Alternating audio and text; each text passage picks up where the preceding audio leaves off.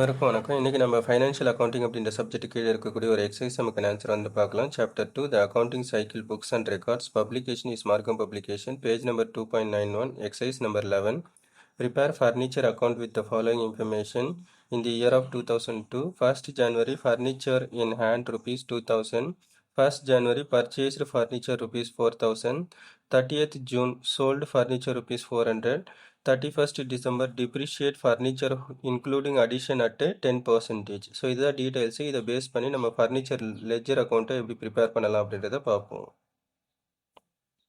இப்போ நம்ம ஆன்சர் வந்து பார்க்கலாம். ஆன்சர் பார்க்கறதுக்கு முன்னாடி நோட்ஸ் வந்து பார்ப்போம். Calculation of amount of depreciation, டிப்ரிசியேஷனோட அமௌண்ட் எவ்வளோ அப்படின்றத நம்ம கண்டுபிடிக்கணும். ஃபஸ்ட்டு ஸ்டெப் வந்து பார்த்தீங்கன்னா ஓப்பனிங் பேலன்ஸ். கொஸ்டினில் வந்து ஃபர்னிச்சர் இன் ஹேண்ட் வந்து 2000 இருக்குது. அது ஃபஸ்ட்டு ஜனவரியில். ஸோ அப் டு டிசம்பர் வரைக்கும் அப்படின்னு பார்த்தோம்னா 12 மாதம். அப்போ 12 மாதம் அப்படின்னா ஒரு வருஷத்துக்குன்னு அர்த்தம். இப்போ ஃபுல்லாக 10% கொஸ்டினில் கொடுத்துருக்கக்கூடிய 10% டிப்ரிசியேஷன் அப்படியே எடுத்துப்போம். அப்போ 2000ல் 10% நம்ம கண்டுபிடிச்சோம் அப்படின்னா 10/100 போட்டோம்னா 200 டிப்ரிசியேஷன் வரும். செகண்ட் வந்து அடிஷ்னல் ஃபர்னிச்சர் வந்து பர்ச்சேஸ் பண்ணியிருப்பாங்க. அதாவது ஃபஸ்ட் ஜனவரி பர்ச்சேஸ்டு ஃபர்னிச்சர் 4000 இருக்கும். ஸோ அதுவும் ஜனவரி மாதமே வாங்கியிருக்கிறாங்க. அப்போ அதுக்கும் வந்து 12 மாதம், ஏன்னா டிசம்பர் வரைக்கும் இருக்குது அப்படின்றதுனால இதுக்கும் 12 மாதம், ஒரு வருஷத்துக்கு எடுத்துக்கலாம். 10% வந்து 400 வரும். தென் இப்போ நம்ம என்ன பண்ணுறோம் அப்படின்னா சோல்டு ஃபர்னிச்சர், எவ்வளோ ஃபர்னிச்சர் வந்து சேல்ஸ் பண்ணியிருக்கிறாங்களோ அதை நம்ம கழிச்சுக்கணும். அப்போ சோல்டு ஃபர்னிச்சர் வந்து பார்த்தீங்கன்னா 400 எப்போ வந்து சேல்ஸ் பண்ணியிருக்கிறாங்க அப்படின்னா 30th ஜூன்.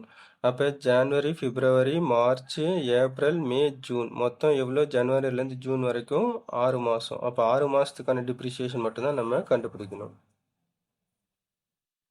அப்போ 400 ருபீஸில் நம்ம ஃபஸ்ட்டு 10% கண்டுபிடிச்சோம் அப்படின்னா 40 ருபீஸ் வரும்.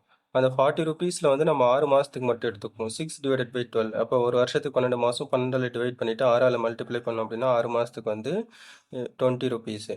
அப்போ டோட்டல் டிப்ரிசியேஷன் வந்து ஃபஸ்ட்டு ஆல்ரெடி இருந்தது வந்து ஒரு 200 ப்ளஸ் வந்து புதுசாக பர்ச்சேஸ் பண்ணியிருக்கக்கூடிய ஃபர்னிச்சருக்கு வந்து டிப்ரிசியேஷன் ஒரு 400 மைனஸ் சோல்டு ஃபர்னிச்சர் வந்து சேல்ஸ் பண்ணதுக்கு வந்து என்ன பண்ணியிருக்கிறாங்கன்னா ஒரு 20 ருபீஸாக கழிச்சிட்டோம். அப்போ ரிமைனிங் வந்து பார்த்திங்கன்னா 580 ருபீஸ் வந்து நமக்கு டோட்டல் டிப்ரிசியேஷன் வேல்யூ அப்படி சொல்லிட்டு நம்ம அசியூம் பண்ணிக்கலாம். இப்போ நம்ம டிப்ரிசியேஷன் வேல்யூ கண்டுபிடிச்சாச்சு. தென் வந்து ஃபர்னிச்சர் லெட்ஜர் அக்கௌண்ட்டை நம்ம ப்ரிப்பேர் பண்ணலாம். ஸோ அதுக்கான ஸ்டேட்மெண்ட்டை வந்து கிரியேட் பண்ணிப்போம். டெபிட் சைடில் டேட் பர்டிகுலர்ஸ் ருபீஸ், கிரெடிட் சைடில் டேட் பர்டிகுலர்ஸ் ருபீஸ்ன்னு சொல்லிட்டு மென்ஷன் பண்ணிவிடுவோம். ஸோ இப்போ நம்ம ஆன்சர் வந்து பார்க்கலாம். இந்த year of 2002 1st January opening balance of furniture, அதாவது ஃபர்னிச்சர் இன் ஹேண்டுன்னு கொடுத்துருப்பாங்க. அது 2 balance brought down. Balance brought down அப்படின்றது வந்து ஓப்பனிங் பேலன்ஸ்னு அர்த்தம். 2000 நம்ம டெபிட் சைடில் மென்ஷன் பண்ணிவிடுவோம்.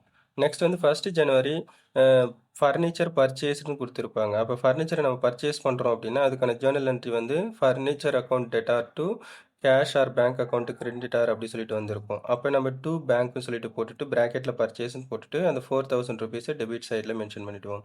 அடுத்தது கிரெடிட் சைடில் ஃபர்னிச்சர் சோல்டு. அப்போ என்ன பண்ணியிருப்பாங்க?